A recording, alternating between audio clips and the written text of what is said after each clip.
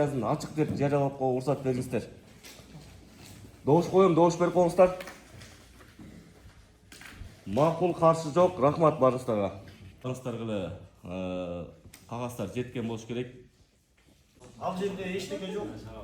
Суу катта жер эмес, мындай эле бош эле тала да. Баратканда сол жакта да, баратканда сол жакта. Баратканда сол жакта. Бактабы? Өз бактын жанында. Өз бактын үстү. Өз бактын үстү. Жалар үстү болуп калат да. Дөңгөлөк чыккан деди, сол жакта. 4 жылда жазып жүргөн 4 жылга акыс берүү деп. Энди 3 жыл айрылган. Кеңсе курууга жер. Анан кумшагын алууга жерди макулдугу алып берсеңиздер деп. Ошол боюнча комитетке кайрылганбыз, жерди көргөзүп баарын. Ал жер эми бош жаткан жер, жайыт жер экен, ошону трансформация кылып керек. Кеңсе урууга 1,5 гектар суу. Рас, булардын долбоор 3 жыл экен, бирок кечээ акыркыда участоктун директору өзү келип 4 жылга бере берсеңер дейт. 3 жыл проект 3 убагы дейт. Анан дагы ремонт иштери дагы дефекттер чыгып калса 1 жылда жүрүп алат дейт. Панель түрүндө болот деп куруп кетебиз, кайра ошону сиздерге калтырып кетебиз дейт.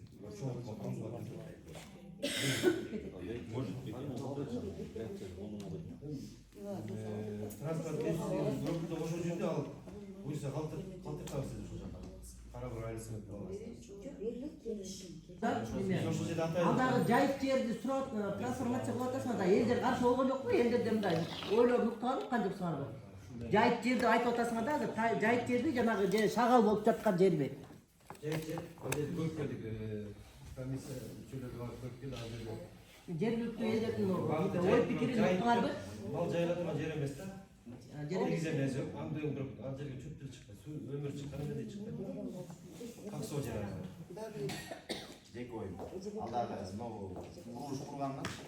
Булар дегенде стадиондон сатып турган, мен арге каршы болуптум, мээри тура эле мен үй жака куруп аткан жагым.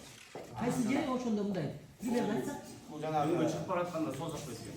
Бейшеке менен чегара аткан чегара болгон, жазып коюпку Бейшеке деген. Ошонун эле бияк түйү жолдун жээи. Жолдун жээинен ошол жерден 1,5 гектар жер сууп аткан могу. Бияк бетиндеги, оң жак бетиндеги, сол жак бетте. Талаптан аткан оң жак бетте. Кимге тийсе экен, эчтеге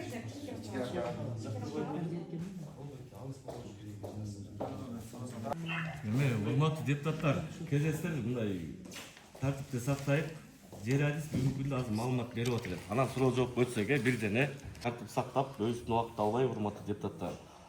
Жер адис жооп берет бардыгына.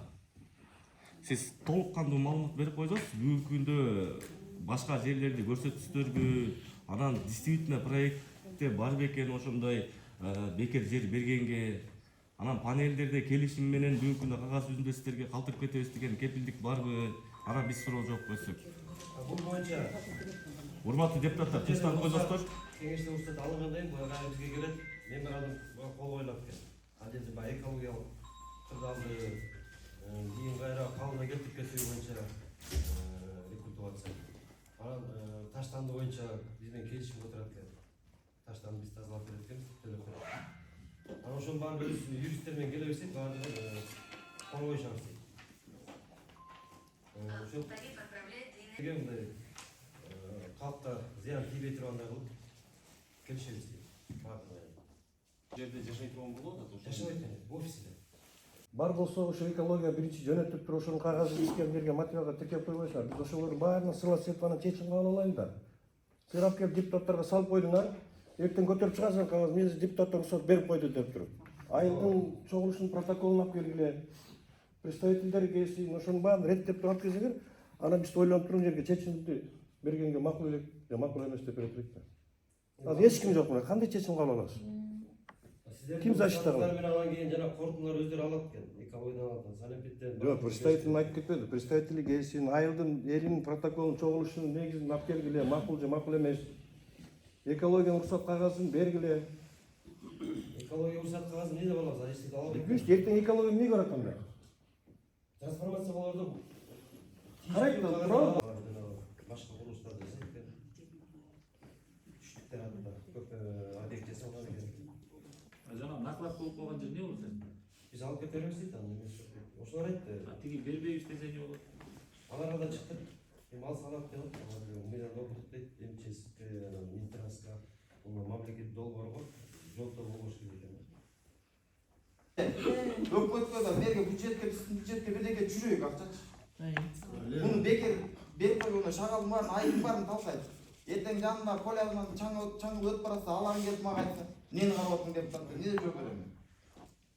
Эч ким акылдашкан жок. Эмнеде жана кагаздардын баарын азамат экен скринингдеп атпайбы? Скринингде биз эмне көчөдөн келген адам эмеспиз да, нонун бүттүгүн бизге конкреттен дайындалыш керек болчу да, нончу. Бизде даярдатсаңар болмок дейм. Урматтуу депутаттар, мындай да, Абаз агай, сиз азыр барго бул кеңешкечи. Урматтуу депутаттар, кеңеш берген жок. Трансформацияга уруксат бердик. А трансформация болгондон кийин өзүңүздөр жакшы билесиздер, муниципалдык менчик алат дагы өкмөт алып туруп, анан 571 менен аукционго өткүзөт. Ким утуп алат, ошол жерден өкмөт договорго отурат. Анан 3-чү маселе боюнча, азыркы неме боюнча, биз азыр бериштайбыз, надборки деген мына талкууга жүрүп атат. Анан болгондо бул жерде мен дагы белеке, сиз азыр бүгүнкү күндө кеңеш бере албайт да, трансформацияга уруксат сурап келип атасыздар да. Турабы? Негизи мыйзам боюнча ошондой да, трансформацияга уруксат сурап келип атасыздар, кеңеш трансформация кылат.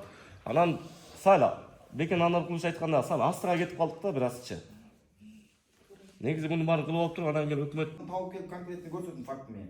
Анан кийин экинчи. Төлөсүн шагалды канча жер бузуп отуруп, концессия төлөсүн, аны киргизейик биз бардыгыбызчы. Беден трансформация уруксат берип атканда, анан кийин биз менен иш жок да, мисалы үчүн. Трансформация берип койгондон кийин биз эч ким эмес, 2 тоосто турабы. Ага чейин биз эмне кыла турган маселесин баарын коюп алайык, талаптарыбызды коюп алайык, ошолордун баардыгын келишимди түзүп алайык. Анан кийин трансформацияга бере берейик.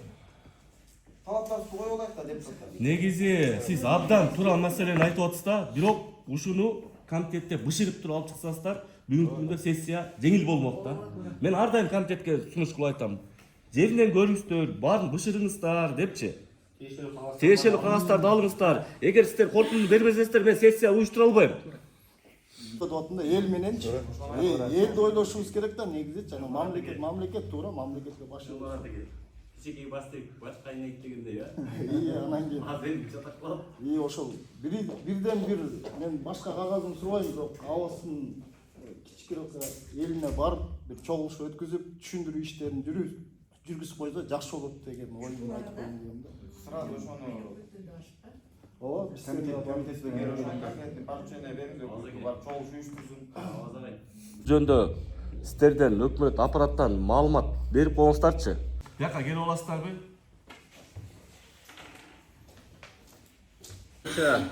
Ушул айдын 1-апрелинде вопрос болгон. Ушу жумуш бүтөрүү убагында кечке маалышында өкмөт чалып калды. Ушундай жалпысы 25 километр районду өнүктүрүү боюнча вопрос болуп аткан экен. Ошонун көчөлөрү биз аныктап туруп ошон. Азыр дагы бизде сотрудниктер болушту. Жалпысынан 25 километрге төмөндөгүч неме менен киргизип бергенбиз да. Ленин көчө, тротуар. Көчөлөрдү киргизип бергенбиз да, мына көчөлөрдүчү. Ленин көчөдөн 6000, Марат Айтматовдон 1150 метр, Ушайым Осмоналиевден 1 километр 620, Чыңгыз Айтматовдон 2 километр 350, Чолпонбай көчөсү 1 километр 380, Токтогул көчөсү 1 километр 600, Чоңгурага өткөн трассанын боюнан 850, Бестөттүн ичиндеги ортолук көчө 850, так, промышленный, ала Рестин көчөсүнөн баштап, ала Байын асты МЧСке чейинки немеси 460, Шүкүрбеков 420, мына эски жана канализациянын немеси тура турган жер, септиги. Так, промзона, ала больницадан бүгүнкү гемодиализге чейин 500. Так, колхозный, алдагы Талас магазинин нары түсүп кеткен, кирпичнеге чыккан жол. Так, стадионный 370, бул стадион Луговой, стадиондун биякта капталындагы күнбатыш жагындагы 540, Советский 370, так, Субаналиев 570, ошо биякта көчө бар экен, Зеленый 500, ана переулок Советский кыска көчө, аны 190 деп коштук, Аккайын, ала больницадан ылы түшкөнүздөгү новостройка немеси. Чаткал көчө, Аккайын 320, Чаткал көчө бул жерден изменение болду, кийинки немеде септегенде школьный көчө менен Кожомуратов башы кирди да. Школьный көчө 800 метр, Кожомуратов 320 метр. 300 такап койду, сөптен ортодо. Школьный деген Бабановдун мyak көчө. Кайер? Советский, кичинекей советский 190 чыгат экен. Биринчи перспективный ошол вопроско калды. Мектептин жаңы центральный көчөлөр ошол эч жер калбасын деп, жана эле жалгыз эле мен чечкен жокмун. Ошол жерде чогуу чечтик да. Ошол жерде вопрос болгон кезде акыркамалар айтты. Ал эле батпайт деген менен Машина аябай апасы, хотя бы жанагы заборду жылдырыпчы. Мектептин заборун жылдырсак деле ичке өстөйт. Ал өкмөттүн жери ошол жерге тротуар кылсак болот. Экинчи вопросум могу 5 футиктин жана сыртын не кылган жоксуздар дейм да. Жок, сырты кирди го. Ичкин дерсиз го, ортоң дерсиз го. Жок, трассан бойду айткан. Чоңгураак кетип трассан бойду. Баардыгы мектепке белгилеп кире алат да. Айрыстарга суроо берилет, бирден өтөт. Ошол дакаста тиги тас токтол көчөгө чейин. Токтол көчөдөн да эмнеге чейин. Ашып кетсе деле 200 метр, 300 ушундай эле да, 300 метр болсо. Ошол жерде караш керек да, балдарга өтө оор. Өтө узкий. Балдар эме машиналар менен чогуу балдар мондой өтүп атат да. Жумуштар кандай болот эле? Бизде ушу районду өлтүрүүгө керек болушубуз керек региондор. Жок, мен азыр айтпадым. Президенттин указаниясы только райцентрдин борборун эле жазагыла деп келди. Азыр биз айтып атпайбы, мен жаңы эле айттым осы. Аны бүт эле айларга берип койгон бизге жакшы. Баарыбызга жакшы да, бир эле айыл өкмөткө эмес. Баарыңыздар ар бир округдан шайланып келиңиздер. Ар бир айылга бөлүп койсок сонун болмок. Бизге да жеңил болмок. Азыр эмне жерде проблемалар көп болот, эгер ошол өрүп акча келип калсачы. Бирок азыр президенттин указаниясы экен, только райцентрдин ичине өнүктүрөсүңөр деп койду. Ошон үчүн сиздер тарапка вообще никак болбойт. Айылдарга жок. Биздин карабыраны Жеке неме да. Эл менен эзептеше турган күн болгондо мурдачы. Эл менен эзептешип керек да, бийликке анан кийин кат жолдойт. Менен мурунда эжекелер Алтынбек айтып кетти. Тиги жаза турган жерге жазайык, кайрыла турган жерге кайрылайык. Баарыбыз жалпы эле. Анан кийин Ногу Айтматов району, мурда Кировка, Карабуга деп. Бул биздин чындап келгенде мекенибиз, борбор шаарыбыз, балдар жигиттер чындап эле. Мен деле Кировкада окугамын. Мен талашып тартышкан жерим жок, 25 болсо 25 бе. Бирок суранып көрбөйүкпү, биз деле албайбызбы. Анан Алтынбек мырза бир 5ти сурап отур, мен 10ду сурайт элем да. 15 силерге калды, 10ду бизге бердиңер деп чайып.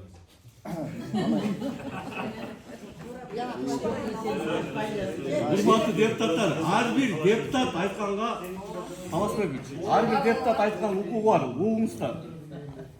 Жигиттер ал эмеси жок, негизичи.